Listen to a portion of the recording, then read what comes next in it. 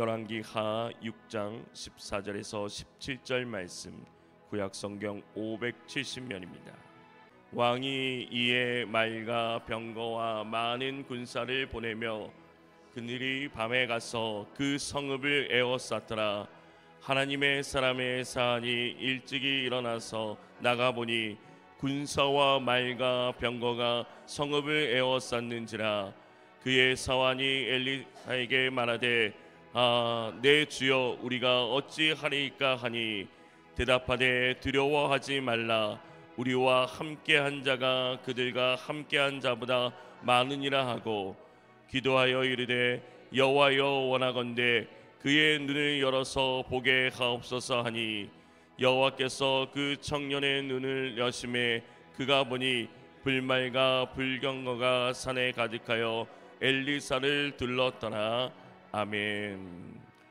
오늘 하루도 그리스도 예수님의 성품을 닮아가는 삶이 되시기를 주님의 이름으로 축복합니다. 예수님을 닮는 성품, 창의성은 하나님이 주시는 능력으로 사물을 여러 관점에서 보는 것입니다. 예수님께서 제자들에게 자연을 바라봄으로써 영적인 진리를 깨닫길 원하셨습니다. 또 오늘 말씀에서는 물질적인 눈만이 아닌 영적인 눈을 열어서 하나님의 일하심을 보아야 함을 말씀하고 있습니다. 오늘 본문은 북이스라엘과 아람의 적대적 관계 시대를 배경으로 합니다. 열왕기하 6장 8절의 말씀에 보면 아람 왕이 북이스라엘과 싸움을 하려고 했다는 기사가 나오지만 구체적으로 왜 이 전쟁을 하려고 했는지 그리고 두 나라의 왕이 누구인지는 밝히지 않습니다.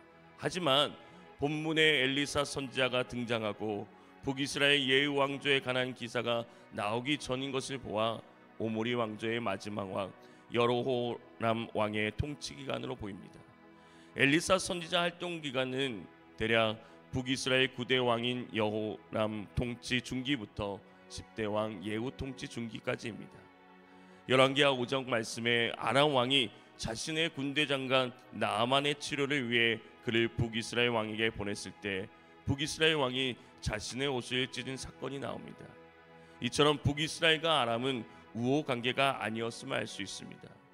이런 시대에 아람 왕이 군사를 보내어 이스라엘 일부 진지를 차지하려고 할 때마다 이상하게 북이스라엘 군사가 이미 와서 방어하고 있는 것입니다. 그래서 아람의 계략은 번번이 실패로 돌아갔습니다. 아람 왕은 북이스라엘 왕과 내통하는 첩자가 자기 나라에 있다고 판단했으나 그 실패의 이유가 선지자 엘리사의 영적인 능력에 있음을 알았습니다. 이 사실을 알게 된 아람 왕은 선지자 엘리사를 붙잡고 오기만 하면 문제가 해결될 줄 알았습니다. 오늘 말씀은 바로 이 아람 왕이 엘리사 선지자의 거처가 도단성에 있음을 알아낸 후로 시작되고 있습니다.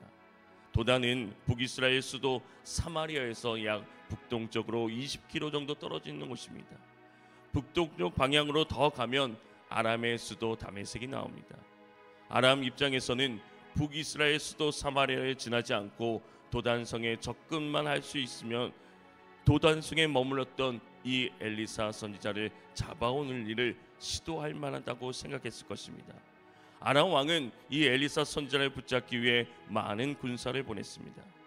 이렇게 엘리사 선지자를 잡기 위해 아람 왕이 보낸 군대를 보고 엘리사의 사안은 어떻게 행동하고 있습니까?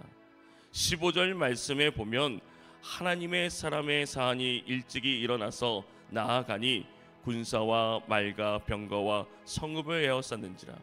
그의 사안이 엘리사에게 말하되 내 주여 우리가 어찌하리까 하니. 하나님의 사람의 시종이 아침 일찍 나아가 보았습니다. 밖으로 나아가 보니 강한 군대가 말과 병거와 성읍을 포위하고 있는 것을 본 것입니다. 그 시종이 엘리사에게 와서 이 사실을 알리면서 걱정합니다. 큰일 났습니다. 선생님, 어떻게 하면 좋겠습니까? 아람의 많은 군사가 도단성을 에워쌌음을 또 도단성에 머물렀던 하나님의 사안이 보았던 것입니다. 하나님의 사안은 엘리사 선지자를 가리키며 사안은 단순히 종을 뜻하지 않고 엘리사 선지자와 함께 선지생도 중 한 사람으로 보입니다. 사안이란 말은 함께 예배를 돕는 자, 봉사자의 뜻입니다. 하나님께 예배를 드릴 때 돕는 자 또는 봉사자로서 상황에 따라서 선지자가 될 수도 있고 제사장이 될 수 있고 선지 생도도 될 수 있습니다. 앞장이 나오는 계하실 수도 있지만 오늘 본문에서는 구체적으로 언급하진 않고 있습니다. 엘리사 선지자를 사하는 이 선지자의 사하는 아람의 많은 군대사를 보고 어찌할 바를 몰라 당황하고 있습니다. 그러자 엘리사 선지자가 무엇하고 얘기하고 있습니까? 두려워하지 말라. 우리와 함께한 자가 그들과 함께한 자보다 많으니라고 말씀합니다. 두려워 말라고 한 이유는 아람의 많은 군사보다 더 많은 군사가 우리를 보호하고 있음을 알았다는 것입니다. 엘리사는 영적인 눈이 열린 사람입니다. 아람 군대가 쳐들어왔을 때 엘리사는 도단성을 포위한 이 아람 군대보다 하나님의 군대가 더 많았음을 보았습니다. 그러나 그의 종은 아람 군대를 보고 두려워하면서 보고하고 있습니다. 엘리사는 세상의 군대의 수를 보고 두려워하고 있는 이 사안에게 보이지 않는 하나님의 군대 수가 더 많으니 두려워하지 말라고 말합니다. 영적인 눈이 열린 사람과 그렇지 못한 사람의 차이는 분명히 나타납니다. 엘리사의 사안은 현실의 위기만을 본 나머지 절망한 반면 영적인 눈으로 하늘의 군대를 볼 수 있었던 엘리사는 현실의 위기가 전혀 문제가 되지 않았습니다. 이제 이 선지자 엘리사는 자신의 사원이 도단성을 방어하고 있는 영적 군사를 볼 수 있도록 하나님께 간절히 기도하고 있습니다. 하나님께서 엘리사 종의 눈을 열어서 무엇을 보게 하기를 원하셨다고 생각하십니까?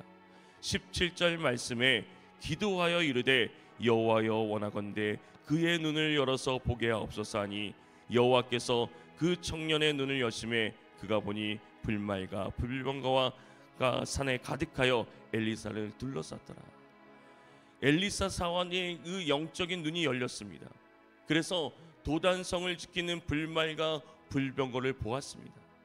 오늘날 그리스도인들 중에는 눈에 보이는 현실만을 보고 눈에 보이지 않는 하나님의 보호하심과 섭리를 보지 못할 때가 있습니다.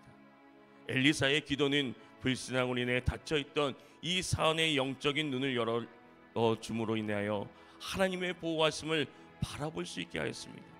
두려움에 떨고 있는 그가 두려움을 떨치보도록 위함이었던 것입니다. 우리는 영적인 눈이 열려 하나님의 보호하심과 섭리하심을 보아야 합니다.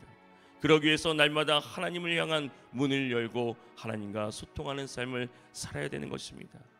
엘리사 선지자는 하나님을 향한 문을 열고 살았던 선지자였습니다.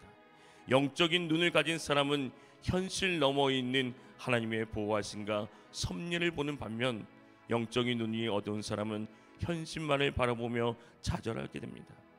우리는 이 세상을 살아갈 때 많은 어려움을 만나게 됩니다. 자신의 힘으로 해결해 보려고 바쁘게 움직입니다. 하나님을 의지하지 못하고 믿지 못하고 신뢰하지 못할 때가 있습니다. 세상에 주는 어려움이 하나님보다 더 커 보일 때가 있습니다.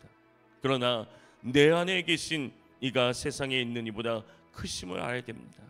믿음의 눈을 떠서 바라보며 세상을 두려워하는 것이 아니라 승리하며 나아가야 되는 것입니다.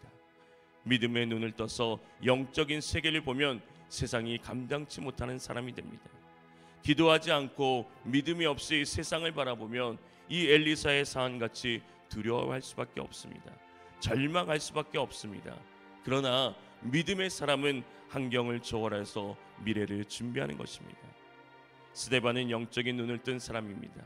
그가 순교하기 전에 성령이 충만하여 하늘을 쳐다보니 하나님의 영광이 보이고 예수님께서 하나님의 오른쪽에 계신 것을 보았습니다.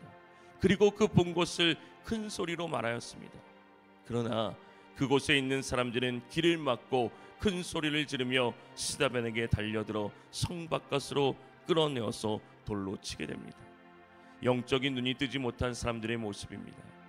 사랑하는 성도 여러분, 오늘 우리가 이 말씀을 마음에 새기고 믿음의 눈으로 세상을 보기 위해 오늘 우리 자신이 실천해야 될 것이 무엇입니까?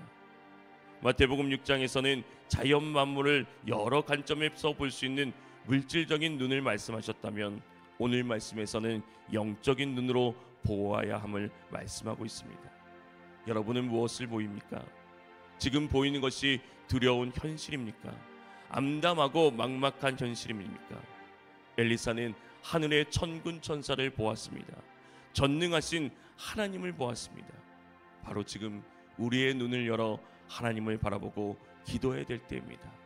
전능하신 하나님이 도우시는 것을 볼 수 있도록 하나님께 기도하십시오. 우리에게 영적인 안목과 믿음을 주시도록 기도하시길 바랍니다. 분명히 주님이 함께 하실 것을 믿습니다. 오늘도 주님을 바라보며 기도하며 나아가는 저와 여러분이 되시기를 주님의 이름으로 축원합니다. 하나님 아버지, 오늘 우리의 삶이 하나님의 보호하심과 섭리하심을 볼 수 있는 영적인 눈이 띄어지게 하여 주시옵소서. 그래서 매일매일 하나님을 향해 시선을 고정하게 하시고 하나님의 말씀을 듣고 하나님과 소통하며 살아갈 수 있는 삶이 되게 하여 주시옵소서. 두려움이 아닌 하나님의 능력과 보호하심과 섭리를 보게 하시고 오늘 하루도 하나님과 소통하며 나아갈 때, 기도하며 나아갈 때 세상이 두렵지 않고 하나님이 두려워 살아갈 수 있는 우리의 삶이 되게 하여 주시옵소서. 주님, 오늘도 주님의 성품 창의성을 닮아가기 원합니다.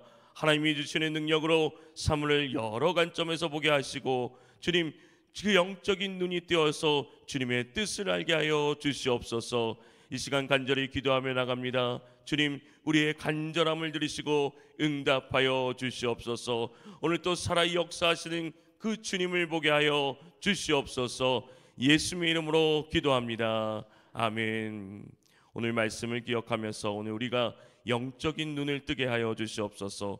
우리의 교회가 예수님을 바라보고 기도하게 하옵소서. 이 세상이 하나님의 보호하심을 알게 하옵소서. 주님의 이름을 간절히 부르며 기도하며 나아갑니다.